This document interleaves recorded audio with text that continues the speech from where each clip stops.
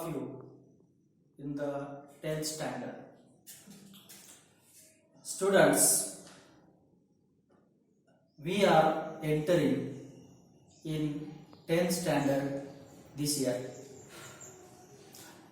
Today, we are going to learn first poem. So, before reading the poem, please can you tell me what is the age group of a teenager? Yes, the teenager group is 13 to 19. So today you are going to learn the first poem, A Teenager's Prayer.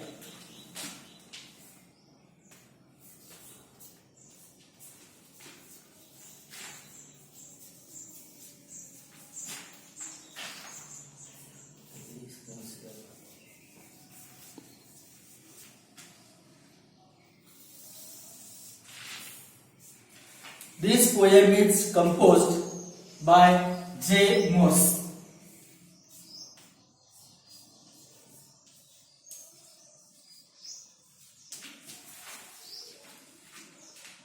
In this poem, a teenager is expressing his thoughts about the decisions he wants to make for leading successful life.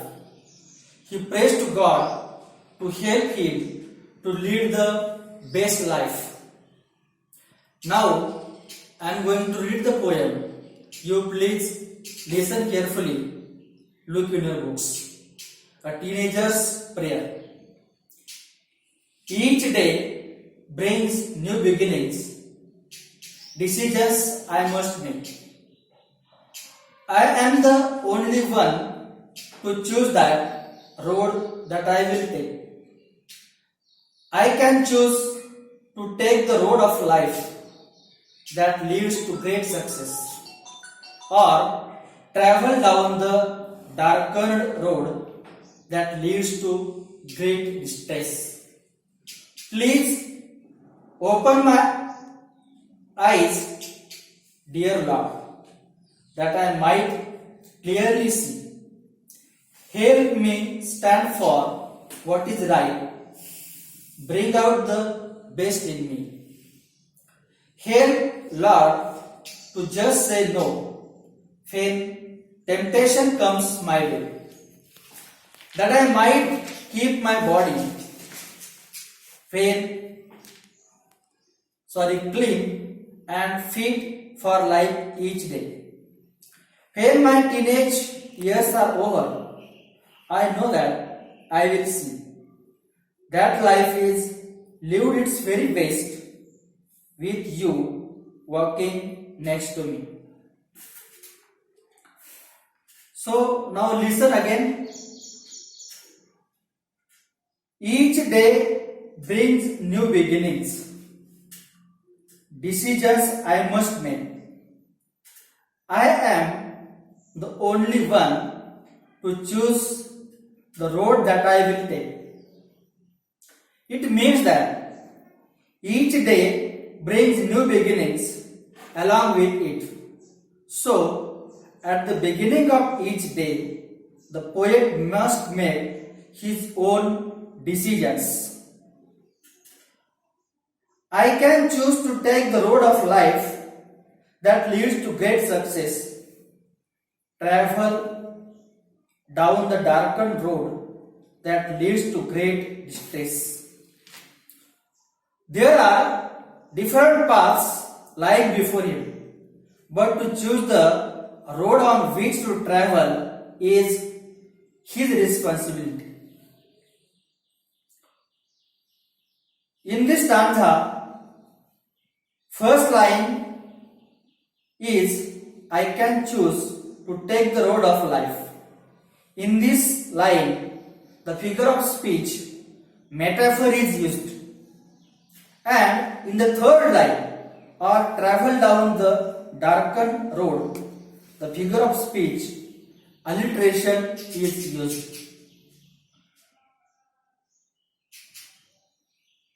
Please open up my eyes, dear Lord, that I might clearly see. Help me stand for what is right. Bring out the best in me. From those different roads lying before him, he can choose the road of life that leads to great success, or else he can travel down the path of evil, that is darkened, which leads to great worry and strain, that is distress. In this stanza, the speaker of the poem, that is the teenager, directly addresses the Almighty God. He pleads to the Lord to open up his eyes so that he might see clearly. He also prays to God to help him stand for what is right and to bring out the best in him. Let us turn to the next stanza. Help, Lord, to just say no when temptation comes my way, that I might keep my body clean and fit for life each day.